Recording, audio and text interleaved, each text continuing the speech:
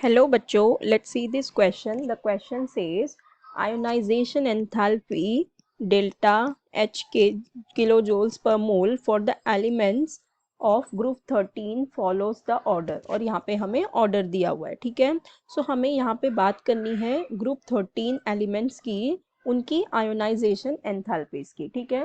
So group 13 में हमारे पास आते हैं boron, aluminium, gallium, indium and thallium, ठीक है.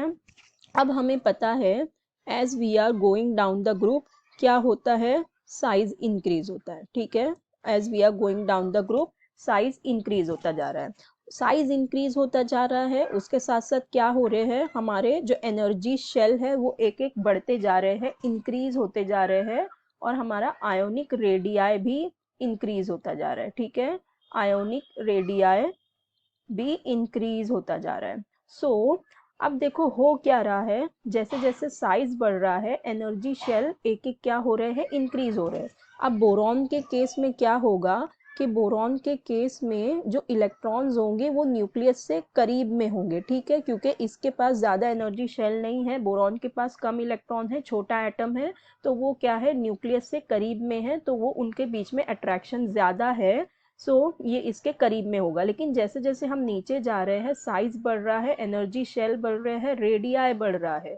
उससे होगा क्या, जो हमारे वैलेंस शेल के इलेक्ट्रॉन्स है वो क्या होंगे, बहुत दूर होते जाएंगे, न्यूक्लियस से क्या होंगे, बहुत दूर होते जाएंगे, तो उनका अट्रैक्शन उतना नहीं रहेगा, कम होता जाएगा.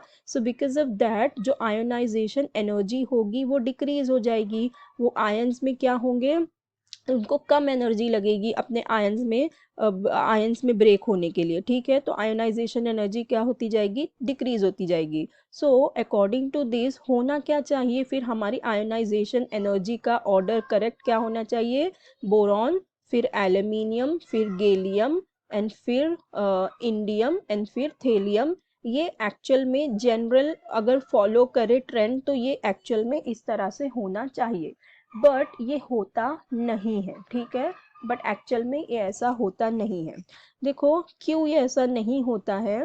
पहले तो हमारा बोरॉन ही होता है, बोरॉन की आयोनाइजेशन एनर्जी ही सबसे ज़्यादा होती है, फिर उसके बाद एल्यूमिनियम की होती है, ठीक है. लेकिन फिर यहाँ पे देखो क्या होता है, एल्यूमिनियम और गैलियम के केस में ये हो जाता है कि गैलियम की आयोनाइजेशन एनर्जी एल्यूमिनियम से ज़्यादा हो जाती है, ठीक है. ऐसा क्यों होता है, क्योंकि देखो गैलियम के पास हो जाते हैं 10d इलेक्ट्रॉन्स, ठीक है, ठीक है. इसके पास हो जाते हैं 10d इलेक्ट्रॉन्स. इसकी वजह से क्या होता है, न्यूक्लियर अट्रैक्शन डिक्रीज हो जाता है, ठीक है.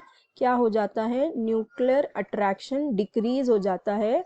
और न्यूक्लियर अट्रैक्शन डिक्रीज होने की वजह से इसका जो साइज है वो कॉन्ट्रैक्ट हो जाता है, इसके साइज में कॉन्ट्रैक्शन आ जाता है. तो गैलियम का साइज एल्यूमिनियम के साइज से क्या हो जाता है, छोटा हो जाता है, ठीक है. गैलियम का साइज एल्यूमिनियम के साइज से छोटा हो जाता है. क्या हो जाएगा फिर, जब उसका साइज छोटा हो गया तो अब उसको क्या लगेगी, उसको आयोनाइजेशन एनर्जी ज़्यादा लगेगी, तो ये इस ऑर्डर में चला जाता है, ठीक है. फिर इसके बाद क्या होता है, गैलियम के बाद फिर इंडियम आता है, ये भी इसी तरह का ऑर्डर होता है.